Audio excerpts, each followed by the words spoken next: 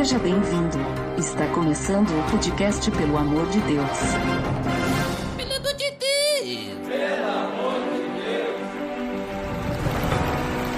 Tá no ar! Podcast Pelo Amor de Deus. Eu sou Ed The Drummer e hoje estou aqui com dois discípulos de um rei. Primeiramente, Ariel Zimmerman. E aí, galera? Beleza! E também aqui conosco, Marlov. Fala aí, galera! Tamo aí mais uma vez. Tá beleza, Edson. E hoje, então, estamos reunidos pra falar sobre o quê? Sobre o rei sem coroa. Tá beleza, Edson. Você está escutando o podcast no site pelamordedeus.org.br, que vai ao ar sempre nas sextas-feiras, a cada 14 dias. Curta nossa fanpage em facebook.com/oficialPADD. Também siga no Twitter, através do @_PADD. Ou entre em contato conosco através do e-mail contato@pelamordedeus.org.br.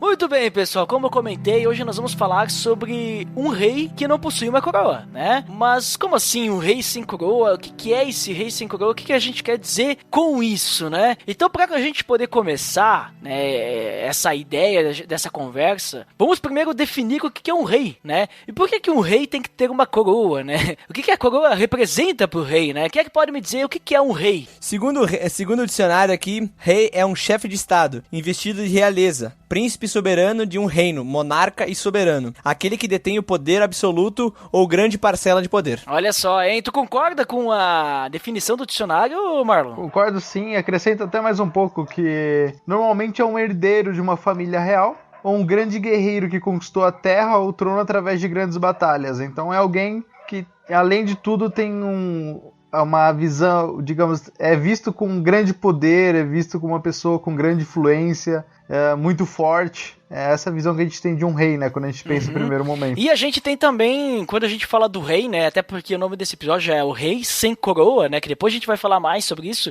O rei, ele possui uma coroa, mas a coroa a gente tem duas definições, né? Se a gente for analisar. A gente tem a primeira, que a coroa é aquilo que fica na cabeça do rei, né? O que vocês acham que representa essa coroa na cabeça do rei? Ela representa um destaque, né? Ele tem que ser notável entre os outros, né? Ele mostrar que ele é a figura principal. Exatamente, tipo, ela simboliza o poder, né? A questão de que ele realmente é o rei, né?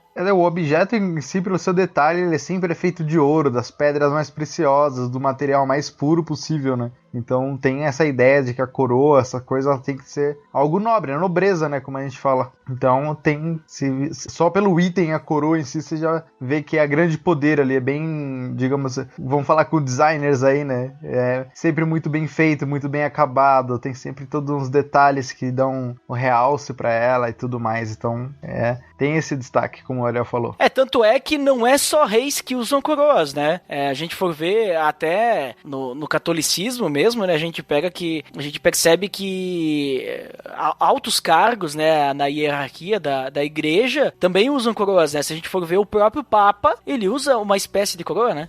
Isso mesmo, é pra mostrar como ele é o líder, ele é o representante, no caso do catolicismo, o Papa ele é o representante da igreja, né? Então isso mostra o quanto que ele é importante, né? É uma posição de destaque pra ele. E outro significado, assim, que eu, agora pensando, talvez eu possa estar me enganando, mas não sei se vocês viram aquela série The Crown, né? A série da rainha. Não sei se vocês viram, tem no Netflix. Não vi. Ninguém assistiu? Tá, mas eu assisti e é muito boa, recomendo, inclusive, link no post, a série The Crown, a série, eu chamo de a série da rainha, né, porque fala sobre a rainha, e a coroa, né, ela tem relação, obviamente, então, a gente falou ali, tem aquela peça, né, que fica em cima da cabeça do rei, ou de pessoas de alto cargo. Imperadores também usam coroas, duques usam coroas, condes e tudo mais, mas também é falado sobre a coroa no sentido da realeza, né? A realeza, as pessoas, a família do rei e da rainha, chamado de coroa, né? Então, tu tem, por exemplo, assim, a coroa é tudo aquilo que faz parte ali, né? Então, digamos assim, quando a gente fala então de um rei sem coroa, a gente poderia pensar não só no sentido de que o rei ele não tem uma coroa, ou seja, ele não tem algo que o destaque como alguém de alto escalão, alguém com poder, mas também ele não tem um reinado, vamos dizer assim, né? Ele não tem o que reinar, porque ele não tem a coroa, né, pra reinar. Não sei se vocês concordam nesse ponto também. Não, eu creio que sim. Até como é que eu posso exemplificar isso? Mas eu concordo nesse ponto de destaque, como vocês estão falando agora, né? Então é algo que os diferencia dos demais. Quando a gente vai falar eu ainda acho que não só a coroa, mas o material, como eu falei antes, o material como é que ele já é feito, dá digamos, essa distância, né?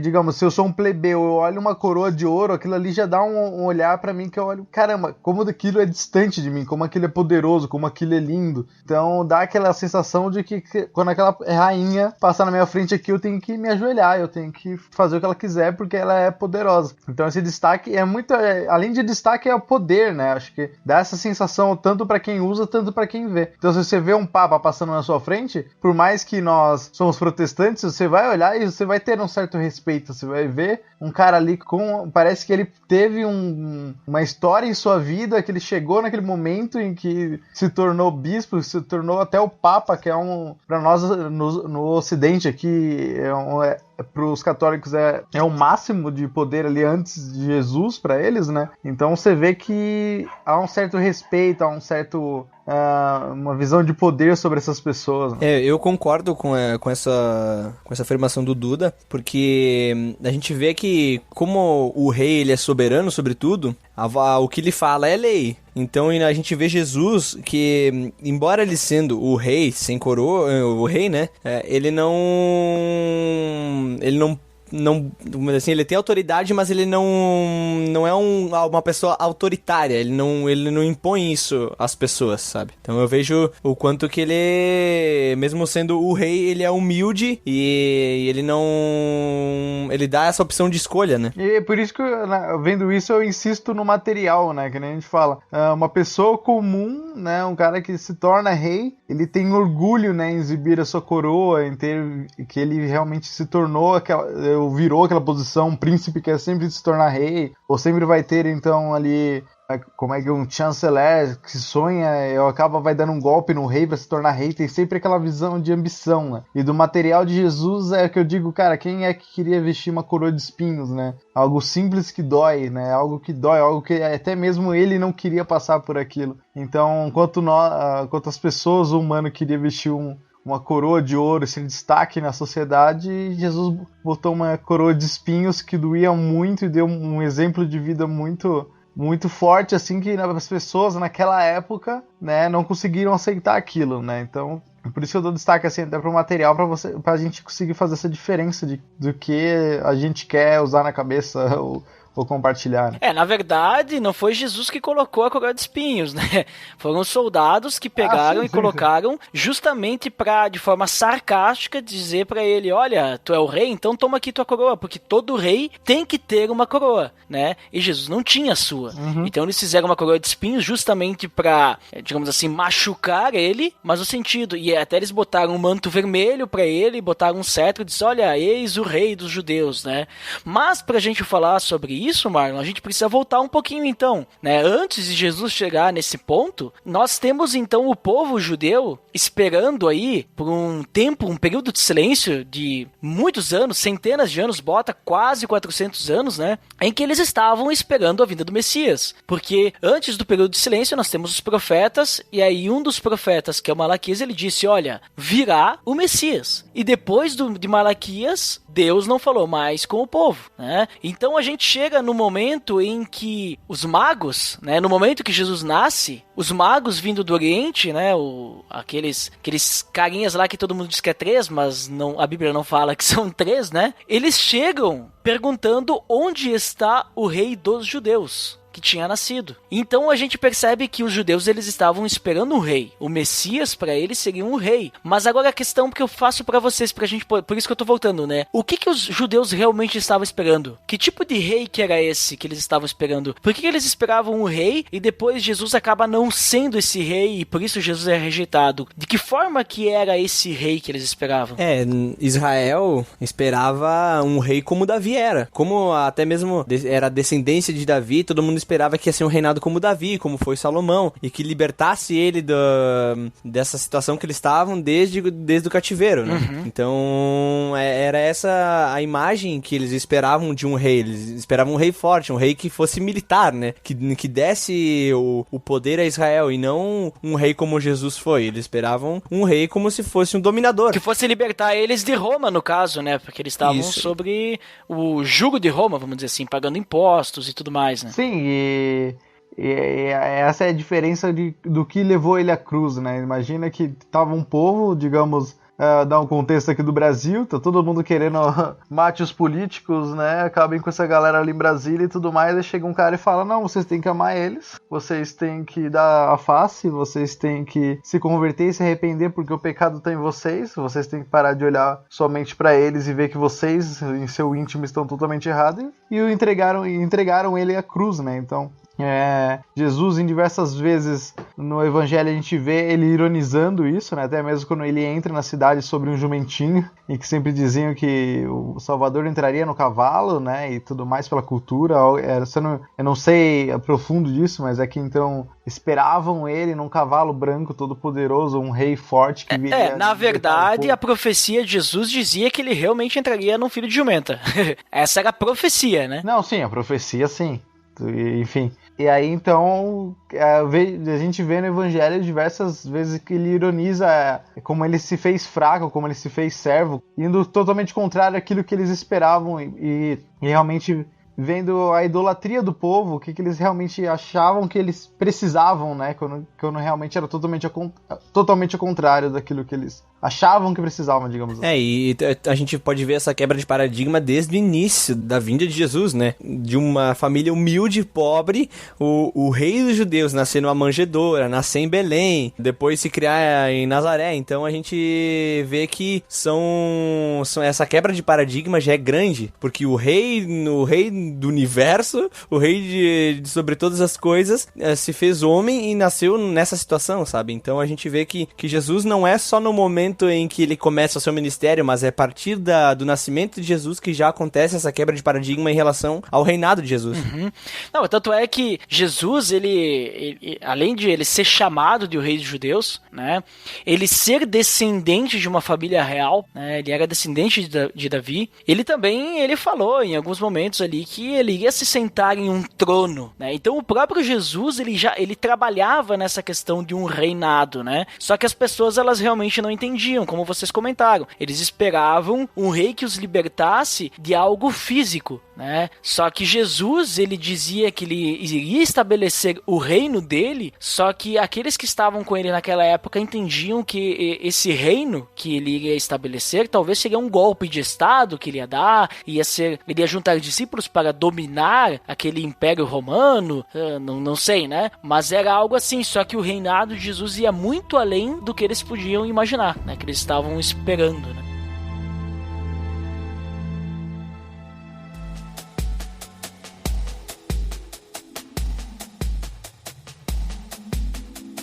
Muito bem, pessoal, então a gente percebe ali que Jesus, ele trabalha, até ele mesmo, com essa questão de ele ser um rei, né? Que ele tem um reino. Só que na Terra, ele não tinha nada, como o Marlon comentou, nada que chamasse a atenção de algo como um poder de questão de riquezas, de autoridade, de governos e tudo mais, né? Apesar que a gente sabe muito bem que Jesus, ele tinha poderes incalculáveis, ele também tinha autoridade sobre tudo. Tanto é que no final de Mateus, lá quando a gente tem a grande comissão, Jesus mesmo diz que o Deus Pai, no caso, deu a ele autoridade sobre toda a terra. Então Jesus, ele tinha autoridade sobre todos os governos também, né? Então isso a gente não pode deixar de lado. Mas se a gente for entender como Jesus trabalhava essa questão de reinado, a gente vai perceber que esse reinado dele ia muito mais do que algo que a gente poderia, algo palpável, né? Algo físico. Um reinado em que Jesus ia simplesmente sentar num trono, como Davi fez,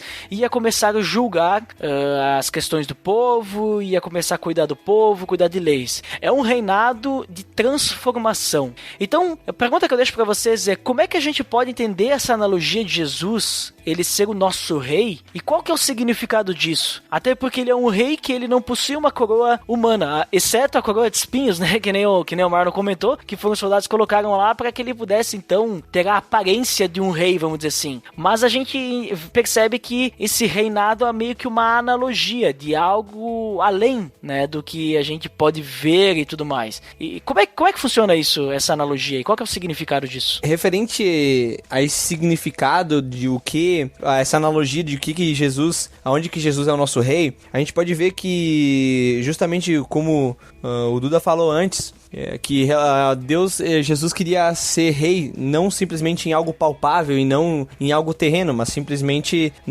naquilo que se diz a nossa vida, né, como um todo, né, ao nosso coração, às nossas atitudes. E ele veio mostrar que a gente devia servir a ele como ele nos serviu, né? Ele deu o exemplo de servidão e ao mesmo tempo ele pede para que nós venhamos a nos render a ele, a soberania dele e depositar nossa confiança nele como aquele que pode nos suprir, né? Porque, querendo ou não, quando os povos antigos eles tinham o rei, eles estavam debaixo da autoridade e o rei cuidava do povo como um todo, cuidava da nação. E ao mesmo tempo, nós nos colocando debaixo da autoridade de Deus, de Jesus, a gente tem que confiar nele que ele vai nos suprir e vai nos dar proteção e tudo mais. Então é isso que eu vejo que Jesus mostrava o que era o reino dele, né? E como ele devia ser o rei nas nossas vidas e não em algo palpável, mas sim dentro do nosso coração, na nossa alma. E complementando, pois eu concordo tudo que o Ariel falou e complementando muito, exemplificando, digamos, na palavra isso, acredito que em Marcos 10, do 41, 45...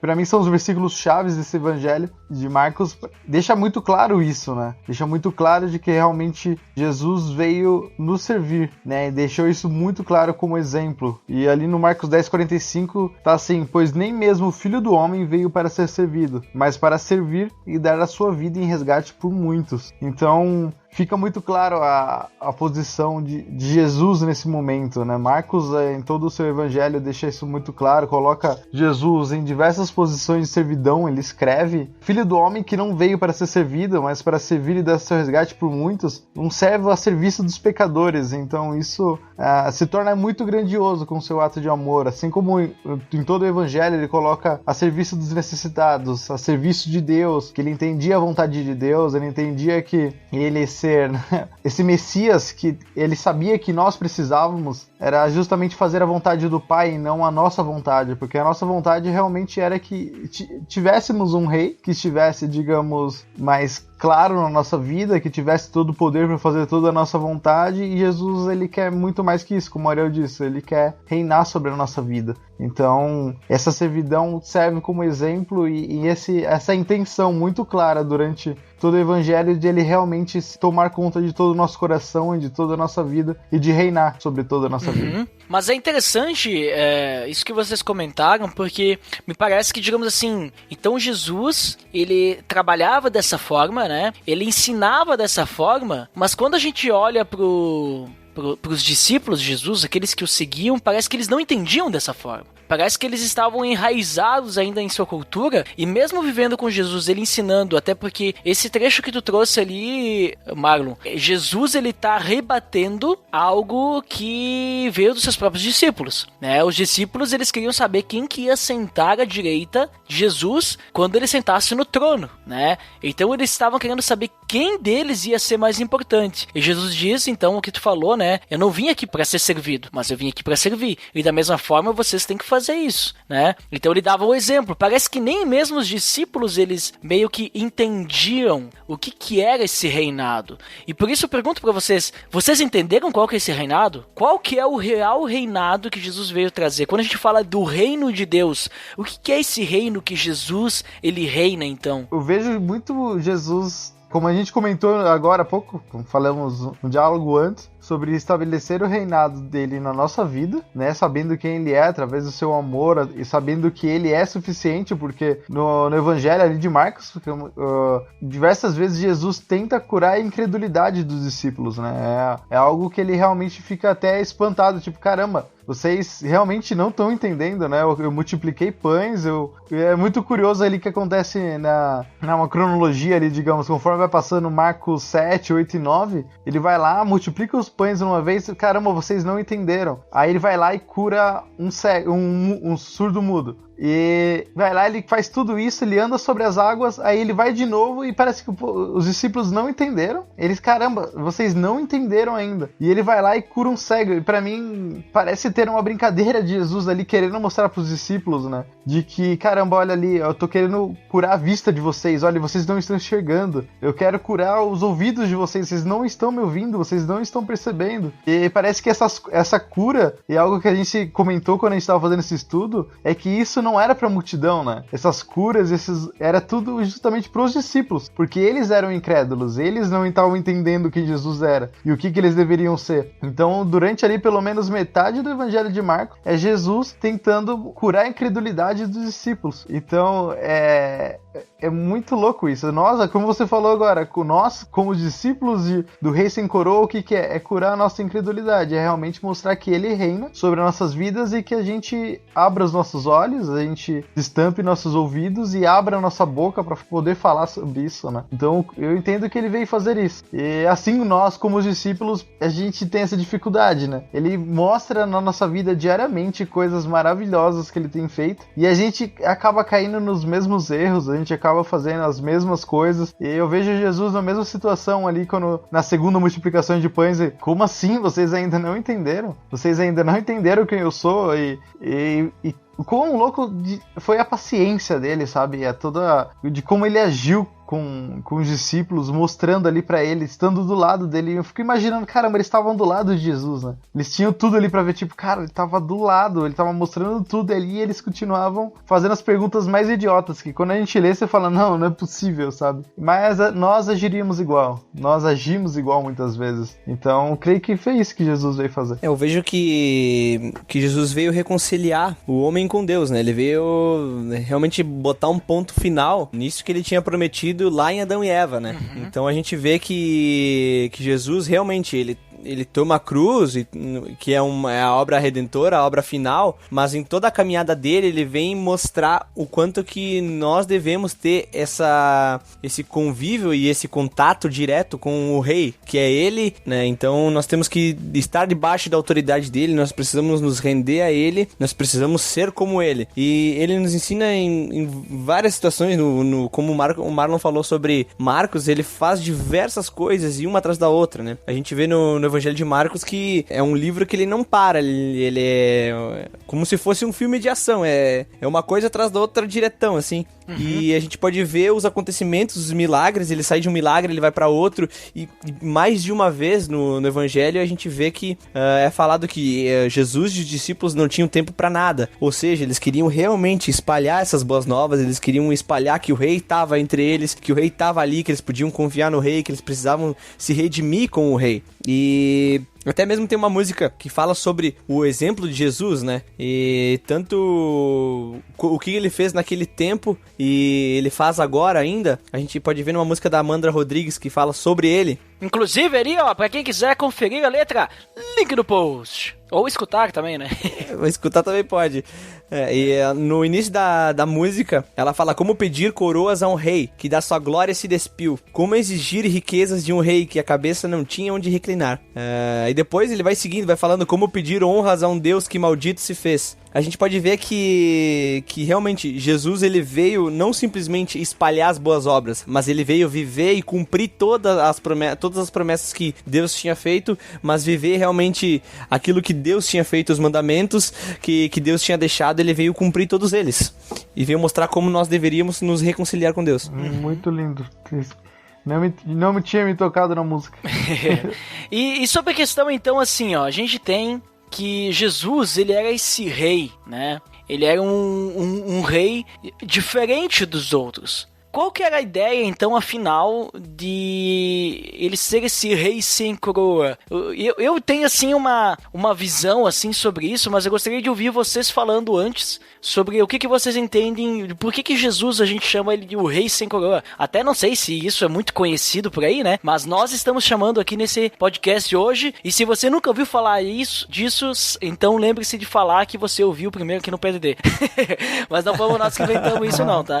Não foi a gente que inventou. Mas qual que é a ideia, então, dele ser um rei sem coroa? O que isso significa, a questão da coroa, e qual que é a importância disso? Eu vejo que, referente a tudo aquilo que a gente falou sobre a coroa, sobre o que é um rei, eu vejo que a gente vê que Jesus foi o exemplo de um rei sem majestade. Um rei que se despiu de tudo isso, porque a gente vê, né? O próprio Deus se fez homem, isso já é uma afronta gigantesca, sabe? Já é uma coisa que não cabe na nossa cabeça.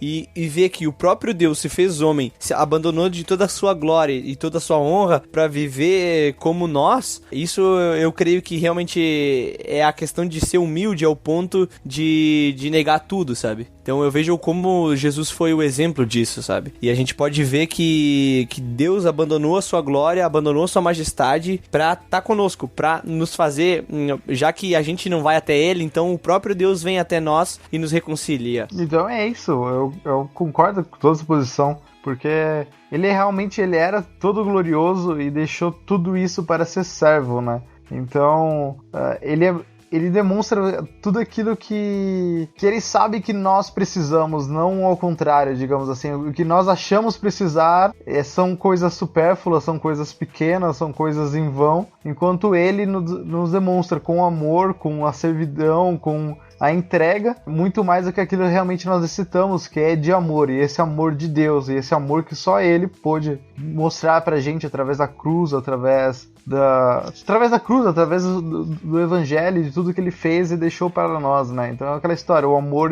andou entre nós. Então, a ideia de Jesus ser um rei sem coroa é que ele soube ser rei, soube amar, soube cuidar, sem necessariamente ele poder usar toda a sua glória como ele tinha, como ele era Deus, como o Ariel falou, um Deus se fazer homem para andar no nosso meio já é uma afronta muito grande. Então, sem coroa seria nesse sentido, ele se fez pecador, né? Rei sem coroa, ele se fez pecador, mas veio então levar todo o nosso pecado embora. Então, eu creio que esse link com o pecado casa bem, assim, ele se fez homem, ele se fez um homem como um pecador, ele foi limpo, ele não pecou, né, mas ele se fez homem, andou no nosso meio e levou o nosso pecado embora. Então isso é lindo demais. A gente pode ver que o quanto Jesus nessa caminhada no ministério, como o Marlon falou antes sobre a questão da incredulidade dos seus discípulos, e a gente não tá falando das pessoas que ouviam a grande multidão, a gente tá falando dos 12 discípulos, daqueles que andavam dia a dia com Jesus. E a gente vê como eles eram incrédulos, o quanto os olhos deles estão fechados pra ver quem era Jesus, né? E Jesus teve que fazer muitas e muitas coisas, isso as que estão citadas na Bíblia, sem contar aquelas que não estão. E a gente pode ver que no decorrer disso, Jesus multiplicou os pães uma vez, andou sobre as águas, mandou o mar se acalmar, ele multiplicou os pães de novo, ele cura cego, ele cura paralítico, e só depois de tudo isso, aí acaba que tem no versículo 27 em Marcos 8, 27, que Jesus pede pros discípulos a respeito de quem eles acham que Jesus é, né? E aí ele fala que tu é o Messias, tu é aquele que é o esperado, né? Aquele que vai nos salvar. E a gente pode ver o quanto que Jesus era humilde ao ponto de não impor essa autoridade de ser o Deus soberano sobre todas as coisas, porque Jesus podia chegar chegando, Jesus podia só apontar o dedo e todo mundo se ajoelhar, porque ele tem poder pra isso, e a gente vê que Jesus foi humilde. Ele veio lá da origem mais pobre que ele poderia ter, e ele vem se mostrando aos poucos que ele é soberano sobre todas as coisas. Então a gente vê que esse rei sem coroa, ele vai mostrando aos poucos a sua identidade e o poder e o quanto ele é grandioso, sabe? Ele não chega e impõe isso, mas ele mostra vivendo essa proximidade com Deus que ele tinha, né? Desde o início, né? O cara nasceu no celeiro, provavelmente no meio de um monte de animais, né? Então, eu lembro de um livro que eu tava lendo de que quem é Jesus, né? E ele falava muito sobre isso, cara, imagina se ele tivesse nascido na melhor família, né? Ter nascido ele ter nascido no privilegiado, mas ele nasceu de digamos, de uma família em conflito, né? Falava muito, cara, imagina o pai de Jesus olhando ali, tipo, cara, minha mulher, imagina 9 meses o conflito desse pai, olhando ali, tipo, caramba, será que o anjo mesmo falou comigo, né? Assim, ela tá grávida, imagina o conflito de tudo isso. Aí eles têm que fugir dali, tem que nascer no celeiro, tem que fugir pro Egito, ficar um tempo afastado, então já desprovém dele de qualquer riqueza, né, de qualquer favorecimento por ser filho de Deus. Ele nasce no pior do pior, para depois se tornar esse exemplo de humildade. Ele não teve favorecimento nenhum, né, ele viveu do mais simples possível. Então, essa humildade dele, de como Deus é o que mostra, cara, ele era um rei, tinha tudo isso, e veio da forma mais simples e desfavorecida que poderia existir, assim, né? Para alguém ali naquele povo, né? Ele nascendo... eu fico imaginando muito, assim. Começo a imaginar como é que tava naquela época. José e Maria ali, grávidos. Nossa, imagina o conflito, a doideira que devia ser. Enfim. Então, eu acho que é a tamanha humildade, assim, que a gente consegue ver o rei sem coroa. E ver que Jesus refutou isso. Porque a gente pode ver que... a gente sabe que nesses 400 anos de silêncio que teve na nação ali de Israel, a gente pode ver que vieram vários falsos profetas, vários falsos mestres, vários falsos messias, se dizendo que eram os prometidos, e aí tu vê que Jesus, ele vem, ele tá cumprindo tudo aqui as profecias já diziam a respeito do Messias, e ele vem, ele podia chegar e falar pra todo mundo, olha, eu sou o Messias e agora nós vamos fazer o tendel aqui, sabe? E Jesus, todas as vezes que as pessoas falavam, tu é o Messias, ele falava, pessoal, não fala isso pra todo mundo, vocês sabem, mas fiquem na de vocês aí, vamos ficar quietinho, que eu vou mostrar pro pessoal ainda, eu tenho que cumprir a minha obra aqui. Sabe, então a gente vê que se Jesus podia cantar a pedra e falar eu sou o Messias, e o povo na euforia que tava já esperando, o povo ia abraçar a causa, vendo que era um cara que ele falava bem, ele era eloquente, ele tinha autoridade pra falar, vendo as coisas maravilhas que ele fazia, quem que não ia apoiar um cara assim, sabe? Então a gente vê que Jesus, ele refutou tudo isso, sabe? Ele falou, não é pra isso que eu vim, eu vim pra outra coisa, eu vim pra salvar vocês, e até mesmo a gente vê que o povo mesmo não entendia que salvação era essa, que a salvação era muito mais profunda. E aí a gente pode ver que Jesus foi incisivo nisso, né? Ele lutou contra tudo isso, contra toda essa euforia que podia ter em volta dele, né? Você vê lá o exemplo em Nazaré, né? Tipo, o Nazareno pode vir algo bom de lá, né? Então até o local onde ele nasceu, onde ele foi criado ali, foi escolhido assim por Deus, ao ponto que teria esse olhar do humano, né? Essa sensação, nossa, pode algo vir bom daquela cidade, daquele local, e vai vir o meu Messias, vai ser que nem, sei lá, vamos falar, um estado aí que a gente não gosta, ou de uma região que a gente não gosta, e aí de repente o Messias vem de lá, né? Daí você fala tipo, cara, como assim? Né? Como é que pode? Vamos lá, vamos fazer um exemplo. Como é que pode o Messias ser argentino, né? Ter vindo aqui da Argentina, vocês estão malucos. Né? Então, o Messi, o Messi, né? Então, cara, como é que... Imagina pra eles na época olhar ali e falar, cara, como é que pode Jesus, o meu Messias, sei lá, Messias que vinha montado num cavalo, ia libertar meu povo, nasceu ali naquele vilarejo, naquele lugarzinho mais simples ali. Então, tipo... Até isso, sabe? Esse conflito que já ia existir nas pessoas. Cara, é enxergar esses pequenos detalhes do nascimento dele, de como Deus preparou realmente isso para nos ensinar e moldar o nosso coração pecador e humano. Eu acho incrível como a Bíblia ela é bem amarrada quando a gente fala de Jesus como um rei, porque tudo que vocês comentaram aí, e o que foi comentado antes sobre um rei, um reinado, não de Jesus, né, mas tudo isso faz sentido uma coisa com a outra, porque se a gente for parar pra pensar, a gente comentou que o rei, ele é alguém de autoridade, alguém que tem poder, certo? O rei, ele vai querer sempre o melhor pro povo, se ele for um rei bom, obviamente, né? O rei, ele precisa de um reinado, né? Ele precisa ter uma nação, né? Então, Jesus, ele veio justamente para ser o nosso rei, para nos libertar, porque nós somos o povo dele. O que a galera na época não entendia é que essa libertação era de algo muito mais poderoso e muito mais forte do que o Império Romano ou o fato de Israel estar sendo subjugado, vamos dizer assim. Mas era a libertação do pecado, a libertação daquilo que afastava o povo de Deus. E Jesus, ele tem um reino, ele tem uma nação, tanto é que a gente vê que Hebreus fala que a nossa pátria não é essa, a nossa pátria é uma pátria celestial, nós somos um povo escolhido, nós somos uma nação santa, nós somos o sacerdócio real, né? Então, Jesus, ele é o nosso rei e nós somos seus servos. E quando eu vejo assim que Jesus ele é um rei sem coroa, eu não puxo simplesmente assim pelo fato de que ele estava aqui, ele era humilde e tudo mais. Claro que tudo isso tem relação, mas no principal sentido de que o que representa a coroa, né? A coroa, como vocês comentaram, ela dá um ar, né? Apontando, olha, esse é o rei, esse tem a superioridade, né? A coroa demonstra suas riquezas e tudo mais. E Jesus, ele não tinha coroa porque ele se colocou ao nível do seu povo, né? Para poder salvar o seu povo, ele foi batalhar na guerra, mas ele não foi batalhar lá de trás, ele foi no front, né? Ele foi lá na frente, sem ninguém protegendo ele, vestido como um de nós, para que ele pudesse então derrotar a morte, que foi o que ele fez. E além do mais, a gente percebe que Jesus, ele se coloca, ele se despiu do seu manto real, né? Que é aquilo que o Ariel comentou antes, né? Dele tirar toda a sua glória, tudo mais. Ele se despiu do seu manto real, ele deixou sua coroa de lado para que ele pudesse ser nosso amigo, né? É o que João fala, né? Ele diz assim, Jesus ele fala que a gente tem que valorizar esse relacionamento, esse amor uns aos outros, né? Porque ele diz, amem uns aos outros assim como eu os amei, né? Ninguém tem o maior amor do que aquele que dá vida pelos seus amigos. E daí ele diz, vocês serão meus amigos, né? Amigos de Jesus se fizer o que Jesus manda. Por isso que ele diz que não nos chama mais de servos, porque o servo não sabe o que o seu Senhor faz, mas ele chama nós de amigos, né? Porque ele tornou conhecido tudo o que o pai dele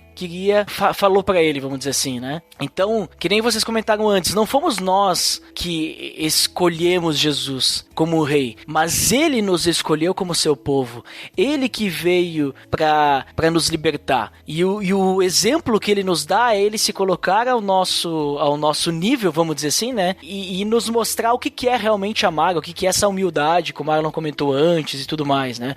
Então, eu vejo assim que a Bíblia toda, ela se amarra nessa analogia de um reinado, né? Que Jesus, ele é o nosso rei, nós somos seus servos, mas ele não é um rei distante. Ele é um rei que está conversando com nós como amigos. Ele não é um rei que a gente precisa marcar horário para ir lá conversar e depois tem uma fila de um monte mais de gente para conversar com ele e ninguém pode chegar próximo dele porque senão os soldados vão nos repreender. Não, ele é um rei que ele está conversando de igual para igual para nós. Ele sabe como a gente se sente, ele sabe como é viver como um plebeu, ele sabe como é viver longe do Pai, né? Porque ele passou no momento que ele recebeu o pecado, ele passou por esse momento. Tudo isso, tudo que a gente for sofrer de tentação, provação, ele sabe como é, né? Ele já passou. Então, ele não é um rei distante, ele é um rei próximo. Isso que faz tão especial o reino de Deus, né? O reino de Deus, ele não é um reino desigual, mas é um reino em que todos nós podemos ter relacionamento com o nosso rei, vamos dizer assim, né? E até mesmo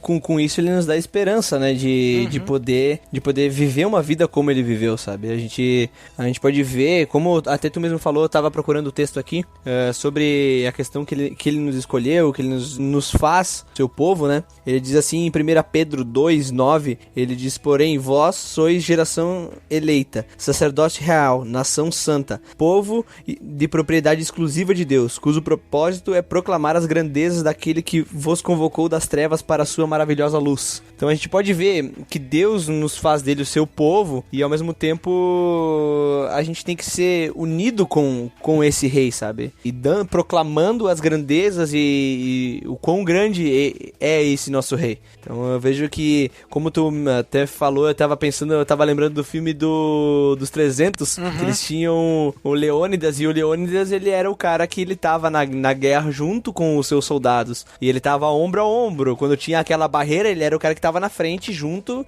com aqueles que serviam ele, né? Então a gente vê que Jesus, ele não simplesmente foi alguém que designou ordens pra fazer, mas ele mesmo fez, ele mesmo deu os exemplos, ele mesmo venceu o pecado, ele nos ensinou que nós poderíamos vencer também, e ele ainda anda, ainda ele dá o Espírito Santo pra andar conosco diariamente, né? Então a gente vê que ele realmente não é um rei distante, ele não é um Deus distante, mas é um Deus presente, um Deus conosco nas nossas vidas, e o que nos conforta e nos dá esperança de vencer sempre, e de ter essa proximidade com o Deus, né? Que a gente pode falar assim diretamente, né? Sem precisar de... Na verdade, ele é o nosso intermediador, né?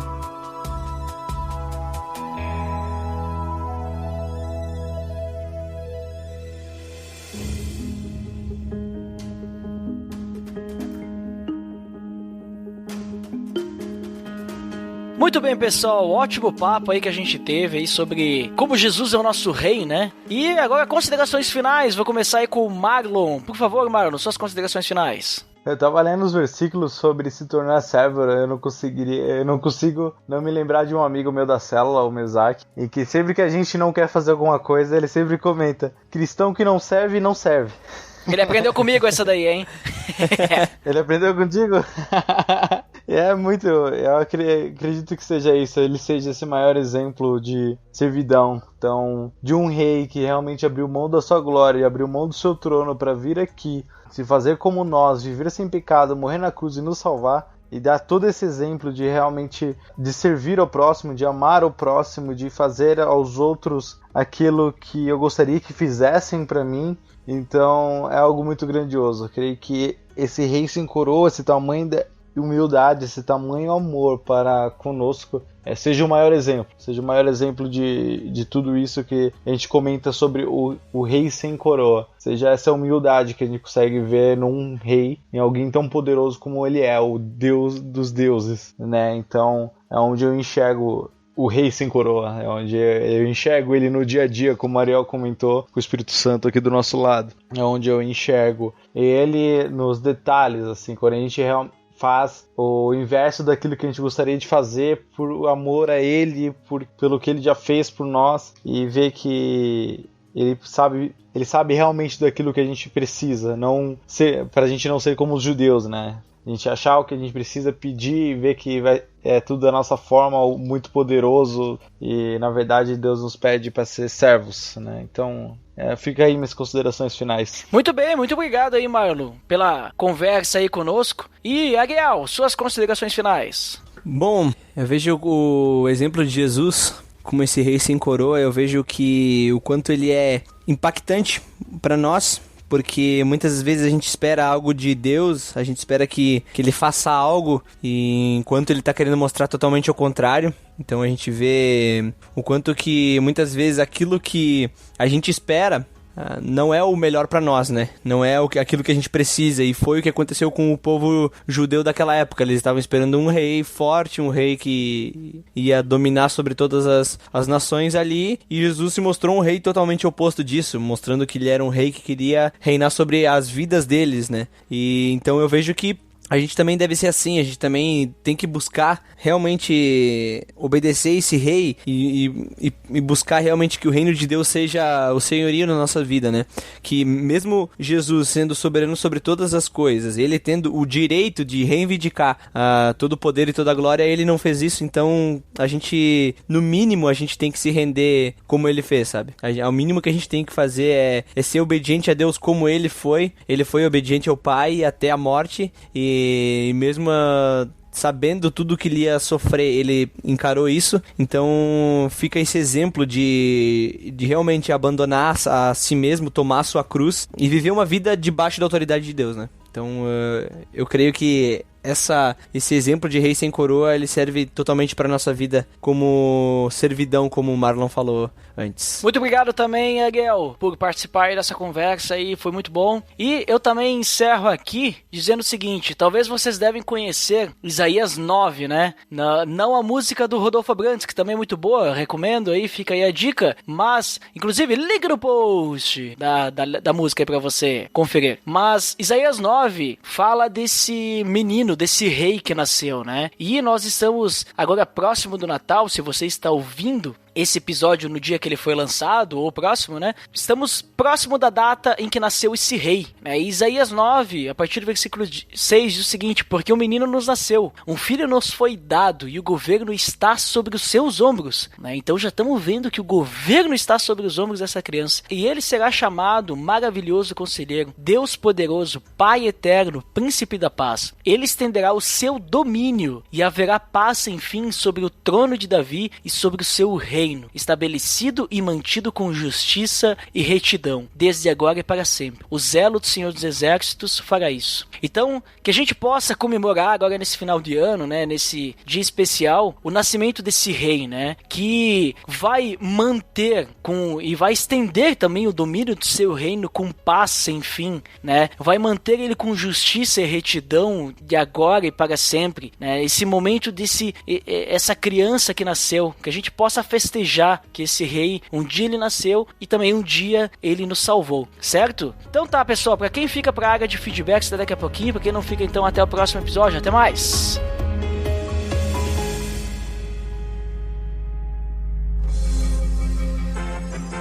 Atenção! Você está entrando na área de feedbacks. Fique ligado!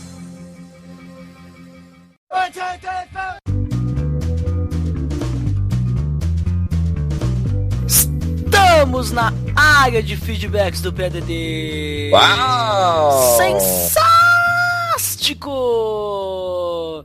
Dandeco, puxei palavra aí do Abner Lobo, veja só, nosso feedbackador profissional, né? O cara é um cara, olha, é um cara. Veja só, né? Isso é o que a gente sabe, né? Que ele é um cara, visto que demonstra ser um cara.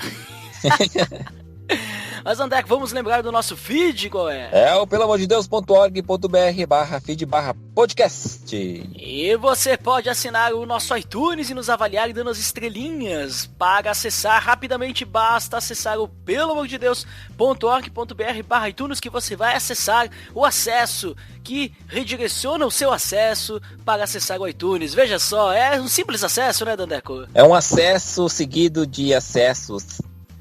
Que você acessa para estar acessando, né? Exatamente. Isso, nós vamos estar te direcionando para um acesso. Mas Andeco, vamos então aos feedbacks do episódio 118. O episódio anterior, nós falamos sobre a família de Deus e quem foi o primeiro. O primeiro a acessar o site e comentar foi o Abner Lobo. Opa, ganhou novamente aí, primeira colocação. O que ele disse? Chegando para confraternização da família PAD. Estamos próximos do Natal, né, Dandeco? Então ali nada melhor do que confraternizar com a família. Isso aí. E quem foi o próximo? Quem levou mais um Mirabel para dividir conosco foi o Mael Spinelli. O que ele disse? Fala, pessoal. Muito bom esse podcast. Vou compartilhar meu conceito de família. Acredito sim que toda igreja é uma mesma família, mas dos moldes antigos, onde temos um patriarca, Deus no caso, e diversas tribos, clãs que compartilham da mesma perspectiva. Isso aí, muito interessante, né, Dandeco? Essa comparação que ele fez aí com a questão que nós temos as tribos, né? A família de Deus, a gente tem as tribos lá de Jacó, né? De Israel, né? As tribos de Israel, e a gente pode ver ali que cada filho de Israel, ele tinha a sua tribo, e vamos dizer assim, eles viviam de uma forma diferente, são diversas famílias, né? Mas era tudo da mesma família, né? Era tudo da família de Israel. Então, da mesma forma, interessante essa reflexão aí que o Mael nos trouxe. Muito obrigado, Mael, por seu feedback. Um feedback, assim, estrogonoficamente sensível, né, Dandeco? Um estrogonoficamente sensível. E quem também deixou um outro feedback mítico foi o Abner Lobo. Opa, o que o Abner Lobo deixou aí? Saí desse episódio refletindo muito. Estou tentando alinhar algumas coisas da minha comunidade local. Posso dizer que estou disposto a mudar e ajudar a mudá-la no que for preciso. Agradeço muito a oportunidade de ouvir em primeira mão tudo isso que foi falado. Excelente episódio, um abraço. O Abner Lobo lá do SpiaCast, inclusive, esteve aí, né, nesse episódio 118, né? E ele complementou o que ele falou no episódio, né, Dandeco? Veja só, ele deixou algumas coisinhas ele só pra poder falar aí na área de feedbacks. Veja só, né, como que o Abner Lobo é basicamente um gazebo de sapiência neurostésica, né, Dandeco? Ainda que o áudio dele, ele comentou que ele achou que ficou meio ruim, alguma coisa assim, né? Será que alguma coisa que ele fez errada? Mas eu acho que não, né? Talvez é porque ele não tem a sua voz como a minha. E também quem participou, Dandeco, e deixou seu feedback, quem foi? Foi o Rafael Pavanello. Opa, lá do Grego Podcast, o que ele disse? Ouvindo, nós refletimos muito mais do que falamos. Nós temos o conceito de família bem definido. Temos as instruções bíblicas de como nos relacionarmos como família de Deus. Temos a convicção de que o modelo família é a vontade de Deus para nós. Só nos resta agora dobrarmos nossos joelhos e em oração pedir ao Pai que nos ajude a praticar tudo isso com nossos irmãos. Que o Espírito Santo nos conduza a cada dia nesse processo de amadurecimento familiar dentro das nossas igrejas. Como foi dito no episódio, é um desafio que nós temos. E minha oração é que Deus nos ajude nesse processo de viver em família como corpo no qual Cristo é a cabeça. Valeu, galera do PADD, Deus os abençoe. Muito obrigado aí, Rafael, pelo seu feedback helicopterizado, um feedback cabriocárico, né, Dandeco? Feedback aí que deixou a sua marca retumbante, né, e uma forma, assim, mediocrática, né, Dandeco? É uma forma frugal, né, simples, mas muito conteúdo. Simples, muito conteúdo. Exatamente. E sabe quem voltou? Olha, quem voltou, Dandeco, estavam sentindo saudades, veja só. É o Lourival Gonçalves. Até que enfim, está voltando. O que ele disse? Vamos ver o que ele disse. Ele falou o seguinte: nesse último domingo estive pregando no culto da família e o tema da mensagem foi o Evangelho Transformador, a aplicabilidade das boas novas na família. Tem uma frase do Tim Keller que nos mostra a vida familiar a partir do Evangelho. Só conseguimos realizar mudanças permanentes quando levamos o Evangelho mais profundamente a nosso entendimento e a nosso coração. Temos que nos alimentar com o Evangelho, por assim dizer, dirigindo-o e tornando-o parte de nós mesmos. É assim que crescemos. O Evangelho de Cristo é inegociável, isso se aplica ao ensino e na educação dos filhos. Não se trata de uma simples e equivocada sujeição às Escrituras, mas a compreensão do mesmo. Nós fomos concebidos em pecado e nessa condição tentamos negociar com o Evangelho diante de nossos desejos, e isso não nos soa estranho aos nossos filhos. Pode haver impulsividade por parte do ser humano, mas seus esforços são falíveis e serão remediáveis somente por meio da cruz. Os pais têm essa intransferível responsabilidade de mostrar sua condição como pecador e a demonstração de Deus como perdoador, misericordioso e justo. R. Raymond diz que nossos filhos se encaixam em ideias, mas devemos moldá-las com conhecimento e entendimento. O direito de ser filho não é uma exigência nossa de forma meritória, mas pelo seu sangue nos concede esse direito. Muito obrigado, Lourival, por voltar aí. E Dandeco deixou outras dicas aí desse relacionamento aí de família e também de pais e filhos, né? Veja só, você aí que está participando agora desse momento em sua vida, né, Dandeco? Se não fosse o Lourival agora me dando esses conselhos, né? Vou seguir os seus passos. Olha ali, Lourival, né? Uma pessoa subjetivamente qualificada, líder no que fala, em seus feedbacks. Veja só, Dandeco. É um cara aí que educou, criou seus filhos. E tá aí. E hoje tá aí, né? Ajudando os outros, né, Dandeco?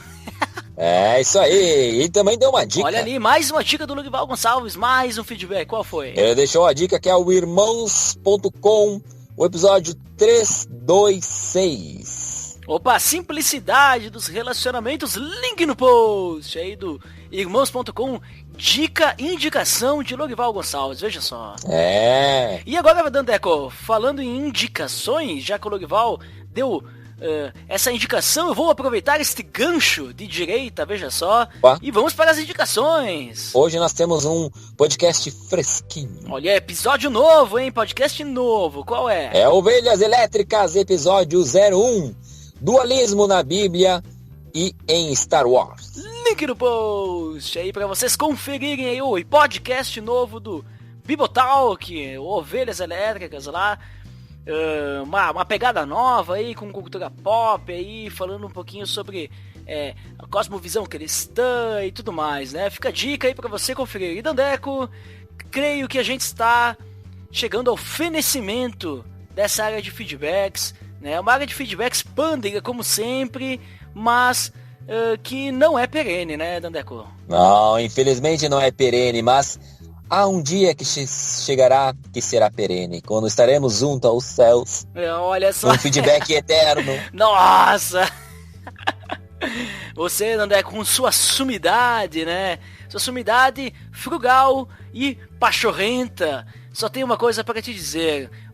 Até mais, Feliz Natal, né? Porque agora, daqui uns 2, 3 dias aí é Natal, para quem está escutando esse episódio no dia do lançamento, né? Então, fica aí os sinceros votos aí, né, porque o ano que vem também é eleição, né, então sinceros votos de paz e felicidade, né, Dandeco? O mesmo pra você também e pra todos os nossos ouvintes. Isso aí, e lembrar também, obviamente, por que a gente comemora o Natal, né, Dandeco? Então, lembre-se, né, de que família que nós estamos falando aí no Natal. Então, por hoje é só, né, Dandeco? Por hoje é só, pessoal, e até mais! Até!